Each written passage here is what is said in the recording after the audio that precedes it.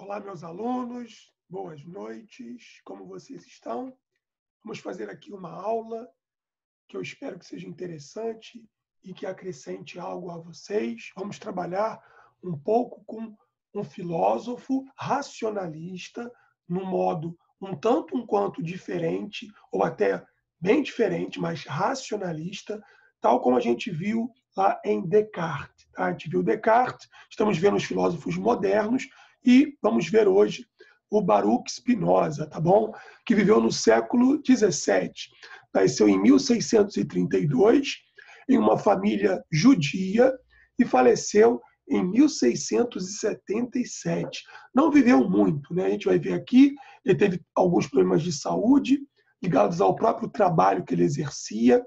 Ele era polidor de lentes, ele teve dificuldade na sua vida material, e para ganhar, né, a vida, além de também lecionar, dar aulas, trabalhando com seus discentes, com seus alunos, a filosofia do próprio René Descartes, ele também era polidor de lente. E, muito provavelmente, pelo trabalho dele com vidro, ele acabou inalando, né, bastante aquele pó de vidro, e isso não foi salutar para ele. Isso, muito provavelmente, tem a ver com a sua vida relativamente curta, mas, ainda assim, produziu muita e muita coisa. Veremos aqui hoje um pouco disso, né? Pegamos uma frase aqui dele de efeito, que já é, né, uma provocação. A gente vai ver aqui que Spinoza é um filósofo muito diferente, que incomodou. Incomodar é tirar do cômodo, e o Spinoza era um filósofo que incomodava, quer dizer, tirava as pessoas do seu lugar comum, do seu cômodo. Deus, diz ele, é a própria natureza. Deus sive natura, né? Deus ou natureza. Então, já vemos aqui que a concepção de Deus, do Spinoza, não é a concepção tradicional de Deus do cristianismo, quer seja ele católico, ortodoxo ou protestante. Ele vai ter problema com todos esses pensamentos do cristianismo. A gente vai ver aqui, né, o modelo dele de Deus, o pensamento dele de Deus, não vai se adequar, não vai ao encontro, pelo contrário, vai acabar indo de encontro ao pensamento cristão mais tradicional. Então, vamos começar com o nosso autor aqui, Baruch Spinoza, né? A gente, ao longo da aula, vai desenvolvendo um pouco mais essas ideias. Baruch Spinoza era de família judia, portuguesa. Então, ele fala, né, a língua portuguesa bem, conhece bem a língua portuguesa. A família dele, durante algum tempo, viveu em Portugal, se bem que ele nasceu na Holanda. Ele nasce na Holanda, mas a família dele viveu em Portugal. Originalmente, a família dele era da Espanha. Então, ele dominava a língua portuguesa, ele também sabia francês bem, com fluência, ele dominava o espanhol, era basicamente a sua primeira língua, também sabia o hebraico, era um homem de cultura holística, tá? E, claro, também dominava o latim, então era um homem que conhecia muito bem o latim, por sinal. Estudou o hebreu, estudou também o Talmud. O Talmud, basicamente, é a coletânea dos livros sagrados dos judeus, né? É um registro das discussões rabínicas que pertencem à lei, à ética, aos costumes e à história do judaísmo, tendo, né, o seu texto central é o próprio judaísmo. Ele foi criado, né, no meio dos judeus, ele é de origem judaica, ele teve um professor muito qualificado, um professor liberal, um rabi, chamado Manasseh ben Israel. E esse professor liberal, né, do Spinoza também acabou influenciando, claro que não é a única influência, mas é uma influência relevante na formação do Spinoza. Seu pai, como um bom judeu, e aqui não tem um juízo de valor, vamos pensar assim, era um comerciante relativamente bem sucedido, e quando o pai do próprio Baruch Spinoza morreu, deixou uma herança que deveria ser dividida entre o Spinoza e sua irmã. Houve lá um atrito entre o Spinoza e a irmã, e o Spinoza vai acabar até não fazendo questão desses bens. Ele primeiro briga com a irmã e mostra o que deveria ser o dinheiro dele, o que deveria ser a parte dos bens dele.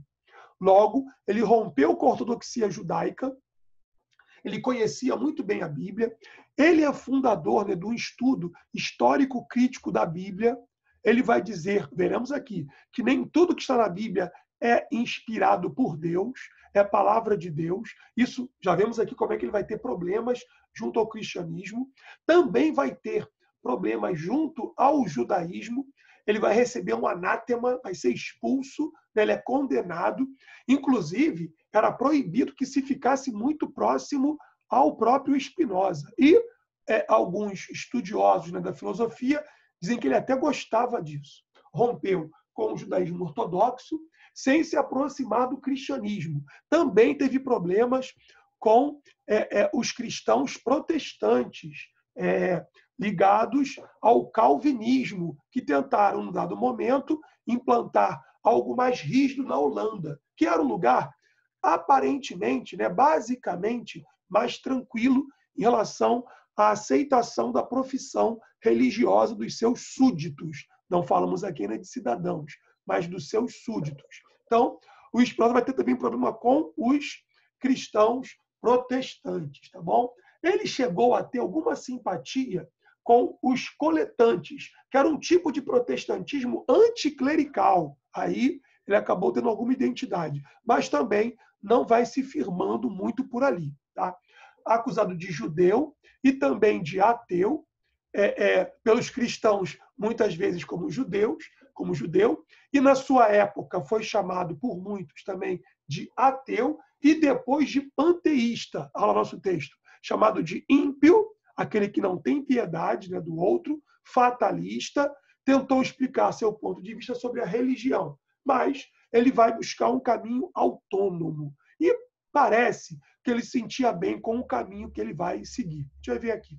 Em seu Tratado Teológico Político, de 1670, poucos anos antes de sua morte, colocou o problema das relações entre a religião e o Estado. Reconheceu ao Estado o poder soberano, o direito e o dever de fazer reinar a paz interior da comunidade. Ele é um homem moderno aqui, ele não bate muito de frente com a concepção do mundo em que ele vivia, bem como de organizar as ações exteriores. Escreveu uma ética que não ficou completa, demonstrando segundo o método geométrico. Ele também era um grande matemático, ele também queria entender o mundo a partir de um pensamento matemático. Vejamos aqui, ó, ele também é racionalista, a gente viu, ele tem influências, claro, né, não todo, ele vai questionar o próprio autor, né, do René Descartes, mas ele é também um matemático, como Descartes era matemático, nós já vimos aqui em outras aulas que estão lá no nosso canal, que vocês podem encontrar, inclusive no canal. Sigamos. Baruch Spinoza, vamos ver aqui um pouco também, seguindo, obra e pensamento. Querendo buscar uma demonstração rigorosa, ordenando, numa impecável série de teoremas, revelar o seu aspecto polêmico. Ele foi um homem muito polêmico, teve muitos problemas, tá? De poucos amigos, tinha poucos amigos, porque a própria religiosidade da época e a maneira como ele confrontava a religiosidade trazia problemas a ele. Ele foi chamado a lecionar numa universidade, o Spinoza, e ele rejeitou, porque o documento que ele deveria assinar para ser professor universitário dizia nas entrelinhas, né, dizia claramente, melhor, que ele não diria nada contra a teologia cristã. Ele fala, por isso não, eu quero ter autonomia para fazer as minhas críticas livremente. E aí acabou não aceitando. Trata-se de uma máquina de guerra contra a filosofia dominante. Ele é muito crítico também a Platão, tá? A ideia do mundo das ideias de Platão. Ele questiona muito isso, sobretudo contra a teoria do sujeito voluntário, pela qual o homem pretende converter-se em mestre e possuidor da natureza. Olha aqui, então, a gente vê também uma ideia de uma crítica, como a gente já viu aqui, a alguns pensadores empiristas ingleses, como a gente viu Francis Bacon, né? Se você conhece melhor a natureza, você também pode dominar melhor a natureza. Ele vai questionar isso aí, porque para ele, o homem também é a natureza. Deus, para ele, é a natureza. Tá? E isso vai trazer problemas a ele em relação ao cristianismo. A noção de Deus, que a gente vai ver aqui de Spinoza, né, não é um Deus simplesmente criador, que se fez revelar aos homens. Para Spinoza, Deus é criador e também é criatura, porque ele é natureza. E nós, como também natureza, também somos deuses, né? Na nossa vida, na nossa imanência. Deus está conosco o tempo aqui também, como um todo.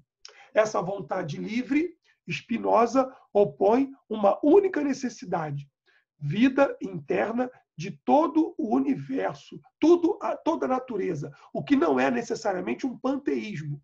Ele depois foi acusado de ser um filósofo panteísta, que vê Deus em tudo. E não é, tá bom? Ele fala que Deus é natureza, tá?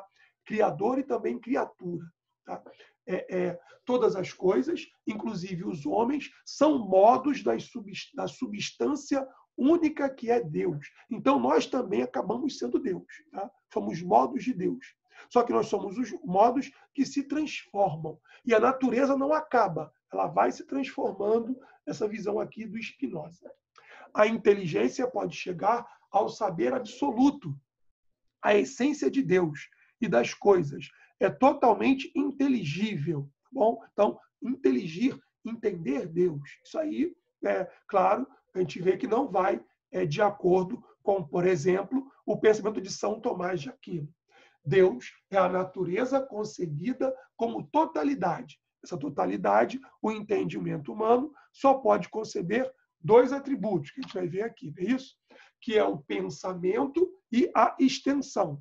Só que as coisas singulares existem realmente, é a natureza. Tá? Então, esse Deus aí do Spinoza é também um Deus imanente, olha aí, né? Não é exatamente o Deus transcendente, é um Deus também imanente. Todo conhecimento verdadeiro se realiza por uma dedução de tipo geométrico, ele é matemático, voltemos aqui. A ideia não consiste na imagem nem nas palavras, mas no exercício do intelecto que coincide com o seu objeto. O homem não é o império no império, mas está submetido às leis comuns da natureza. Só que, para Spinoza, o homem livre é aquele homem que não é totalmente afetado pela natureza. Num primeiro momento, o primeiro homem do Spinoza é aquele homem que é totalmente afetado. E isso, para o Spinoza, não é legal, não é interessante. Tá? É o homem simplesmente passivo. É o homem que só acata, que obedece. Só para a gente poder lembrar, a vida do Spinoza nos ajuda. O Spinoza, num debate com dois amigos, né, seus judeus, ele acaba falando que não os agrada. E isso vai ter a ver com a sua excomunhão. Como ele indignava muita gente da própria comunidade judaica, a comunidade judaica, e também do cristianismo, ele acabou, certa vez, por tanto incomodar, ele foi atacado pelas costas, né? E recebeu uma facada. E ele fala, é isso que o homem dos afetos faz. Ele não consegue fazer outra coisa senão querer destruir aquele que lhe incomoda. Então, pensemos na política, no nosso mundo, na atualidade, no passado. Aquele que quer simplesmente eliminar o outro é porque ele não consegue tolerar, não consegue conviver. E a sua reação vai ser sempre a do ódio. O ódio nos faz menos feliz para Spinoza. Muito interessante isso. O segundo homem, o homem que já vai caminhando e progredindo nesse conhecimento, é aquele que não só é afetado, tá? Que não só obedece, é aquele que busca autonomia, que busca também produzir. E o terceiro homem é aquele que pode transformar também o mundo, que vai transformar o mundo com a sua arte. Olha que interessante. Precisamos analisar as diferentes instituições em seu funcionamento, que poder as produz? Quais são os seus efeitos? Então, como é que eu posso reagir? Eu não posso ser um homem simplesmente afetado. Os exemplos nos ajudam, né?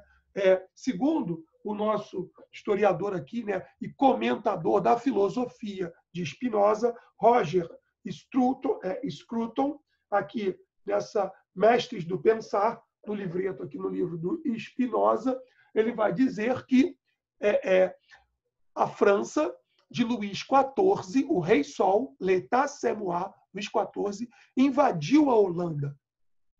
E no que ele invadiu a Holanda, ele ofereceu a Spinoza que ele fizesse uma obra, uma biografia, né, apologética, elogiando o próprio Luís XIV, servindo a Luís XIV. Ele vai dizer de forma nenhuma, ele diz que não. Então, ele não é aquele homem que aceita tudo, como a gente viu aqui o caso, quando ele é chamado para lecionar numa universidade. Spinoza acabou não sendo professor universitário. Não tivesse atributos para isso, mas ele era um homem que incomodava e acabou vivendo basicamente de dar aulas particulares sobre a filosofia de Descartes, né, sobre o seu próprio material, sobre a sua matemática, ele é um exímio matemático, e também como o seu trabalho de polidor de lente, porque ele não admitia se curvar, quer, né, ao cristianismo, quer ao judaísmo, quer ao Luís XIV, como a gente viu aqui no exemplo da obra que se pediu. Então, esse homem não pode ser um homem somente dos efeitos, dos afetos que sofre. Eu tenho que responder também. Tá? Eis o objetivo da obra inacabada, né? O Tratado Político de Spinoza. Bom, a alegria, a tristeza e o desejo são três afeições primitivas, das quais nascem todas as outras. Nós somos mais alegres quando nós nos realizamos. Tá? Então, se eu... porque para o Spinoza, todas as nossas relações implicam afetos. Então, quando eu me alimento, né? Quando eu tenho sede, e aí eu, por exemplo, bebo um gole de água. Essa água que eu bebi, ela vai fazer agora parte do meu corpo. Olha aqui, né, o Deus sive natura do Spinoza. Né? Então, ela agora faz parte de mim também. E isso me alegra, facilita, né, molha minhas pregas vocais para que eu continue conduzindo nossa aula virtual, não importa, para que nós possamos aqui aprender. Então, e para que possamos trocar e possamos produzir.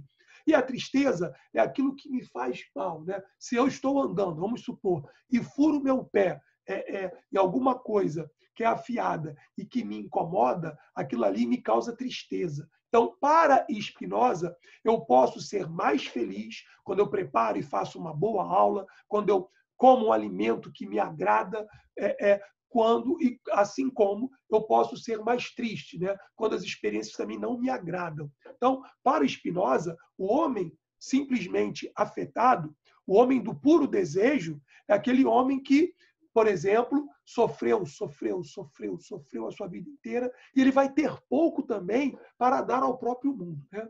Quem não conhece, né, o Sampsa, personagem, né, lá, o Kafka, né, do livro Kafka, ele é aquele que se transforma, o livro Metamorfose, ele se transforma numa barata. Fica aí a recomendação, tá bom? Por quê? Ele não consegue se relacionar com o seu pai. Tá? O seu pai é um tirano, um ditador. E a relação que ele tem com o pai é uma relação que o oprime, que lhe afeta, que lhe dá tristeza. Então, como esse homem vai devolver algo de melhor para o seu próprio meio? E aí, na obra, né, o Kafka, não é Kafta, né, um ex-ministro da educação, que muito pouco de educação sabia, ainda bem que foi embora, ele vai dizer, né, ele confunde, né, o Kafka, a obra, né, Metamorfose, ele confunde com Kafta, com uma comida que se faz com carne moída, né, umas relações aí nos churrascos. Misericórdia. Vamos seguir aqui. Bom, o bem, o mal, o belo e o feio não constituem propriedade das coisas, mas modos de imaginar. Nós também somos modos, né? Somos modos dessa criação de Deus. Tá? Nós podemos também transformar o mundo. Nós permanecemos no mundo, só que nós não somos eternos. O Deus de Spinoza é eterno. Né? Nós também somos natureza, então nós também somos parte disso, participamos do que é Deus também, só que nós não somos eternos, tá bom? Nós somos uma natura naturante. Deus não, é uma natura naturada, tá bom? Então, vamos seguir aqui. Como a superstição, constitui a grande ameaça do homem. Então, ele é um crítico da superstição. A tarefa do filósofo é eminentemente política, denunciar os sistemas políticos que só se impõem aos homens, inspirando-lhes paixões tristes, quando a política funciona mal. Lembre que Aristóteles vai dizer que a política, quando bem conduzida, é que vai levar o homem à felicidade. E aí, sigamos, né? É na cidade que o homem realiza a sua liberdade. E depois, que a gente vai falar até mais tarde aqui, né? Michel Foucault, filósofo francês, né, sensacional, que eu amo muito, do século XX. Teremos aulas aqui, videoaulas sobre Michel Foucault. Michel Foucault é também um espinosista. Ele vai buscar esse homem livre como o homem grego, o homem da polis, tá? Que não é o homem que só é afetado, é o homem que também é reativo, é o homem que vai para a assembleia, é o homem que vai para o espaço público. Qualquer historiador vai discutir, sabe muito bem isso. O homem grego é aquele homem que busca essa liberdade, que vai para a assembleia, que apresenta proposta, que discute proposta, que vota proposta, que participa ativamente da vida política, como quer Platão, como quer Aristóteles. O sábio é mais livre na cidade, onde obedece à lei comum, do que na solidão, onde obedece às suas próprias paixões. É claro que aqui, né, cada um com as suas idiosincrasias. O Spinoza tinha os seus problemas, porque ele brigava com o mundo em que ele vivia. Não devemos confundir o sentido de um discurso com a verdade das coisas. Ele vai dizer, inclusive, outro problema para Spinoza em relação aos seus contemporâneos, e também aqueles que o sucederam. Ele vai dizer que nem tudo que está na Bíblia é palavra de Deus, é inspirado por Deus. É claro que, imaginem você dizer isso no século XVII, os problemas que o Spinoza vai ter no seu tempo. Então, ele fala, né, Deus ou natureza, Deus sive natura, de Spinoza, não é um Deus criador, pessoal e juiz, não é um Deus que julga, está junto conosco para Spinoza. Nem por isso pode ser dissolvido no mundo como um Deus panteísta, que está em todas as coisas. Isso vai ser uma visão mais para o século XVIII, né? Também criticando o nosso pensador Baruch Spinoza. O ódio é a tristeza, acompanhada da ideia de uma causa exterior. Então, o homem do ódio é aquele homem que se afeta, que quer destruir o que lhe é diferente. É o homem que não é capaz de reagir e de produzir. É aquele primeiro homem do Spinoza. É o homem mais baixo, tá bom? É o homem mais ignorante. É o homem que, na política, só quer se vingar, só quer fazer o mal, tá? Que não vai ter compaixão. É o ímpio, que não vai ter compaixão do outro, que vive pela impiedade. Então, esse seria o pior dos políticos, por exemplo, para Spinoza. É o pior dos homens. É aquele que não é capaz de dar afeto, porque também ele não recebeu e não sabe trabalhar essas questões. Então, Spinoza tem o que trazer para a gente, tá bom? Eu, sendo um filósofo cristão, católico, praticante, né, tenho o que extrair, inclusive, de um homem como Spinoza, tá bom? Ainda que eu não compartilhe, obviamente, com tudo que o nosso pensador do século XVII dizia. Bom, espinosismo. Então, o que vem depois com Spinoza e a partir também do pensamento de Spinoza. O nome genérico, espinosismo, dado ao destino, né, póstumo da filosofia de Spinoza. Então, o que se pensou? Os autores que, de algum modo ou de outro, acabaram sendo influenciados, né, afetados, vamos aqui no melhor sentido, mas também vão reagir à filosofia do Spinoza, né? Integram uma recusa toda distinção moral, toda subjetividade, toda finalidade da natureza, e que concebe o homem como um simples modo finito de substância infinita. Então, é um homem também que ele quer que seja criador. O terceiro homem do Spinoza é um homem criador, que transforma, é um homem que cria, é o gênio do artista. Imaginem vocês, talvez, Michelangelo, Leonardo da Vinci, tá? Então, aquele que cria, que transforma, que traz algo de novo. Tá? E não mais como o centro e o fim do universo. O espinosismo, rejeitado do século XVIII como sistema ateu, reabilitado no século XIX como uma filosofia também panteísta da natureza, que vê Deus em tudo, opõe-se vigorosamente ao irracionalismo, pois entende que tudo o que existe deve ser explicado, deve ter uma explicação racional, mas não aquele modelo do racionalismo que a gente vai ver mais clássico lá do próprio Platão, no outro caminho. Marx, Nietzsche e Freud, críticos da razão, como vai dizer o filósofo francês Paul Ricoeur, na medida em que elaboram uma visão naturalista do homem e do mundo, adotam uma postura spinozista. É claro que eles vão fazer uma releitura de Spinoza, né? Marx, por exemplo, vai dizer que não tem transcendência, que não tem um Deus, né? Que é uma construção do homem, que devemos construir o paraíso aqui. Então, uma visão também naturalista, que, de algum modo, tem uma herança de Spinoza. O Nietzsche, né, que vai dizer que Deus está morto. Mas, o que vai dizer o Nietzsche? Né? No mundo em que nós vivemos, eu não preciso mais de Deus para dar uma explicação do mundo fenomênico que nós temos. Eu posso explicar o mundo pelas próprias relações do homem, pela ciência também, sem fazer da ciência um Deus. Nietzsche vai dizer, né, que o homem que acredita que Deus, que a religião vai dar conta de tudo, e aquele que vai também achar que a ciência vai dar conta de todos os males da humanidade, ambos são ignorantes, cada um ao seu modo, cada um no seu radicalismo. E o Freud também é um outro crítico da razão. Ele vai pensar aqui o inconsciente humano, né? Depois veremos aqui, teremos uma aula para discutir Freud, como não. E aí, para o Freud, essa crença do homem da razão do século XIX e do começo do século XX vai por terra quando ele vê a Primeira Guerra Mundial, né?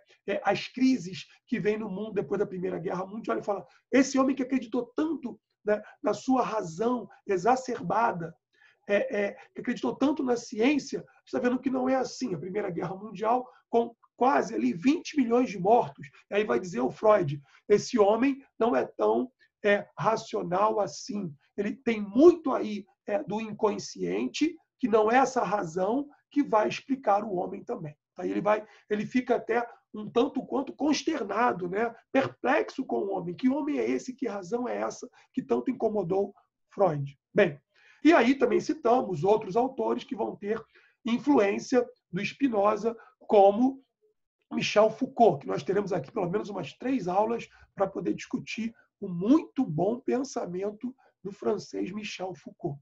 Bom, vamos ficar por aqui. Espero que vocês tenham curtido, que o Spinoza traga alguma coisa para que nós possamos pensar e trabalhar a filosofia.